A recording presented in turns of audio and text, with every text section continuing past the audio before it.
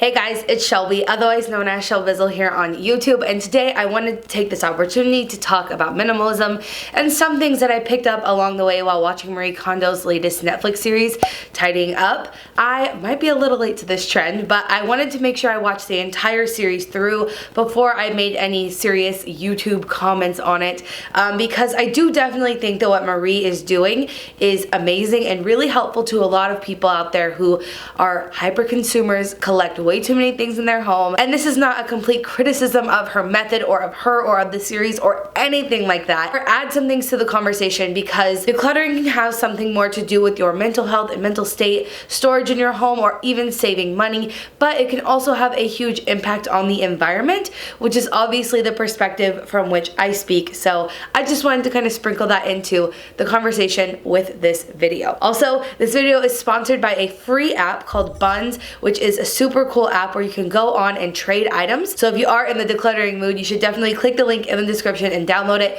We'll talk more about how it works and how cool it is later. But first, I wanted to talk about the Marie Kondo Netflix series, Tidying Up. So if somehow you don't already know about this Netflix series, it is put on by a woman named Marie Kondo. I've heard her name pronounced a few different ways, so I apologize if I'm saying it wrong, but I think that's how she says it. And in this series, she encourages people to get rid of everything in their home that does not spark joy. She literally encourages people to go through every single item in the home, hold it, determine if it sparks joy or not, and whether it does or not. If it doesn't, you get rid of it. If it does, you keep it. What's really interesting about this series, and I think that she doesn't outright say this, but if you pay attention to the little things throughout the series and throughout her methods, it's not truly about minimalism at all, because she lets you, or her method allows you to keep everything that sparks joy. You know, and in one of the episodes, I can't remember what the item was, but the man was talking about how much he loved, you know, whatever. I can't for the life of me remember what it was. These pens bring me a lot of joy. So do I just keep them? Do I get more of them? What do I do? もちろん取っておくべきです。 Okay. Well, sometimes I want to buy like 50.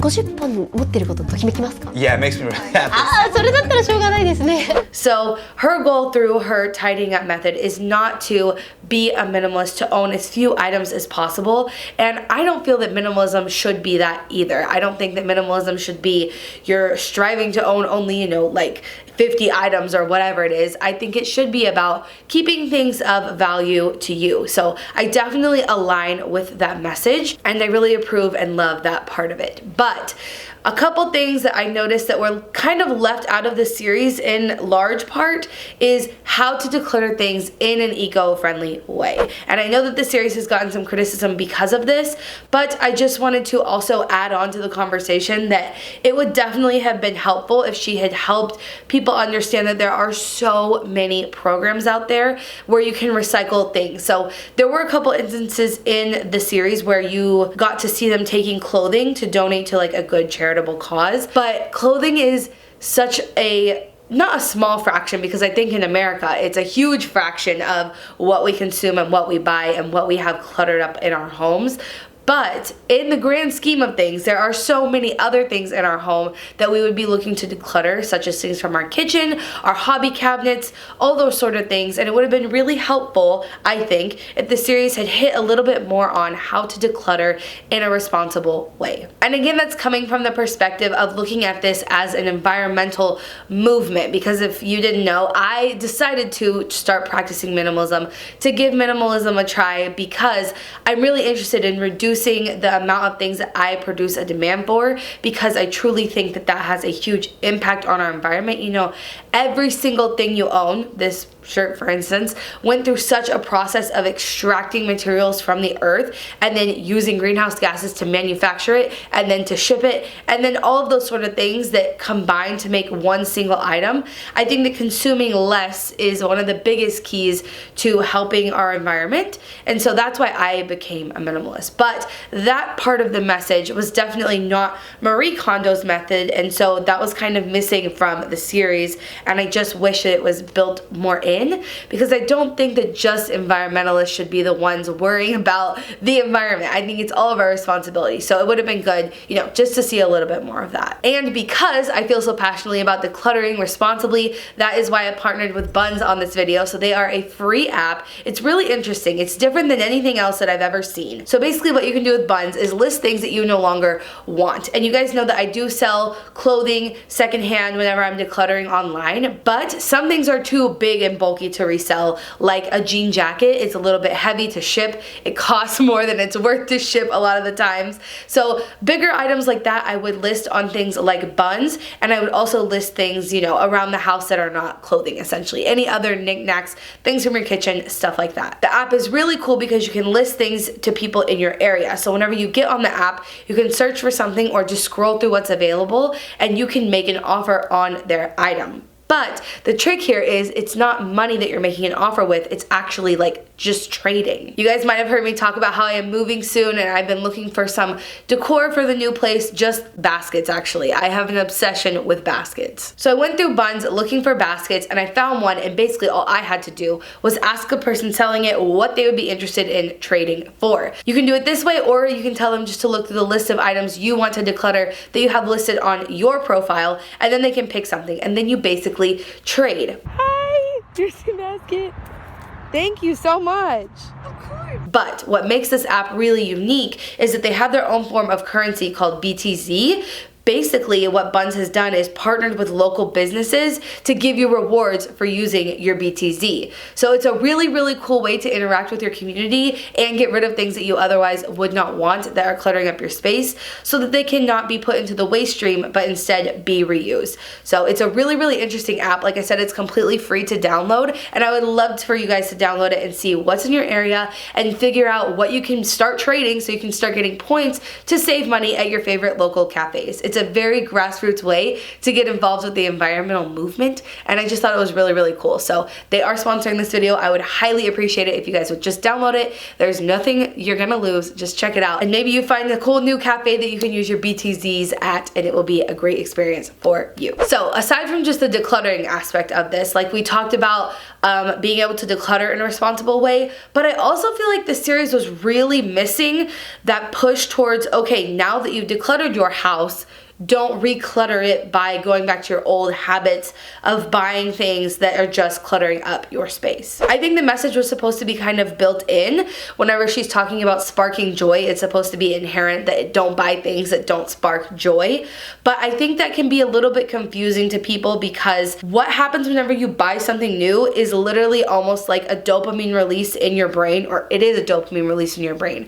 But it's very similar to like drugs on our brain. It tells us that we're happy.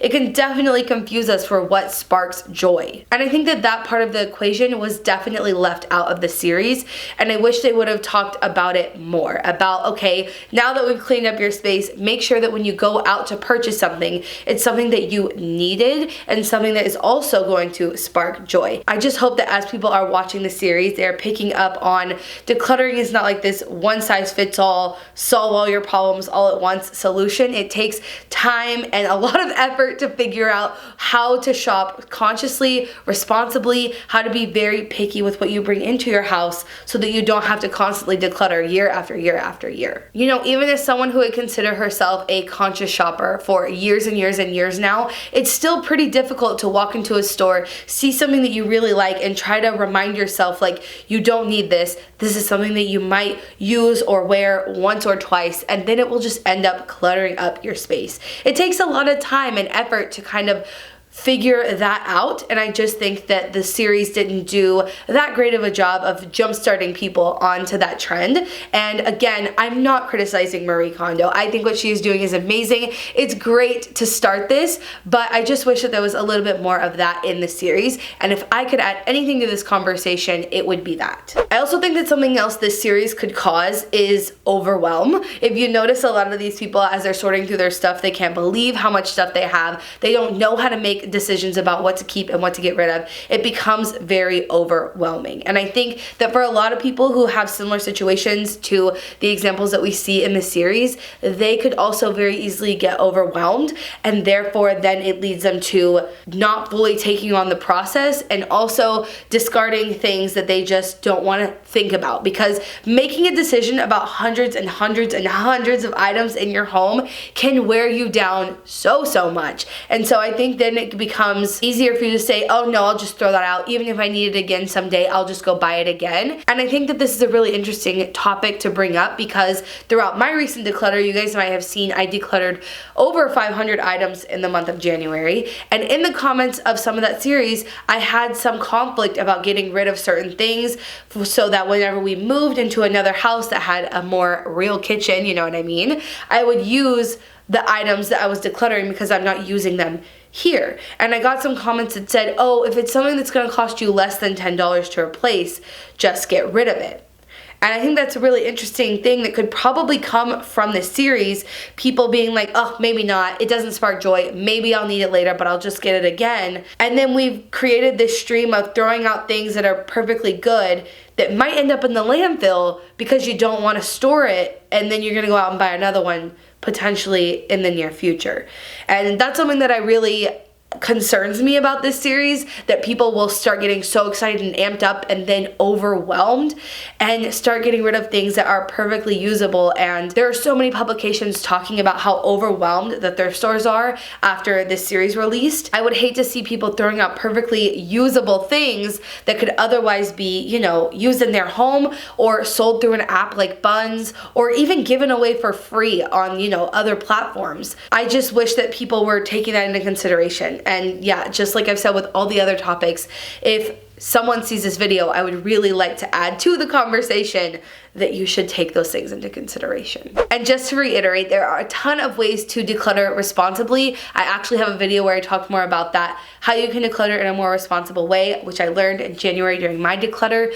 But I will say that it is more important to try to find your item a home rather than just to donate it. And that's because, especially right now, thrift stores and secondhand stores and charity shops are overwhelmed. And what happens when they become so overwhelmed is the things that you're donating are much more likely to get tossed away into the landfill. And I don't think that that's something that anybody wants to be contributing to. So it's really important that you take advantage of the resources to you. Things like the Buns app I talked about, that's just a really fun way to get involved with your community. There are other online places where you can sell things. I'm sure you guys are familiar with a lot of those.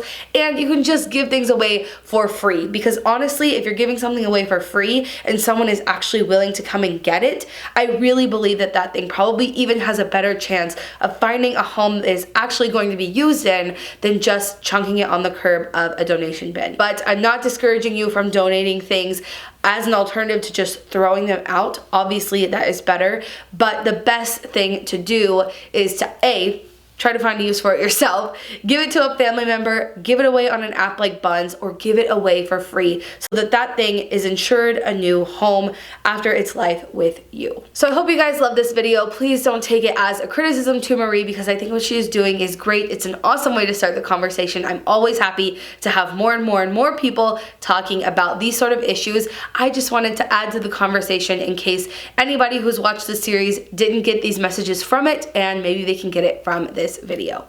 Like I said, don't forget to check out the really cool app. I really appreciate them sponsoring the series. Sponsors like this allow me to make even more content for you guys, and even more free content, as a matter of fact. So make sure you click the link in the description, check them out. Even if they're not in your area, I'm sure they'll be coming soon. Thank you guys so much for watching, and remember, until next time, you cannot do all the good that the world needs, but the world needs all the good that you can do. Bye guys.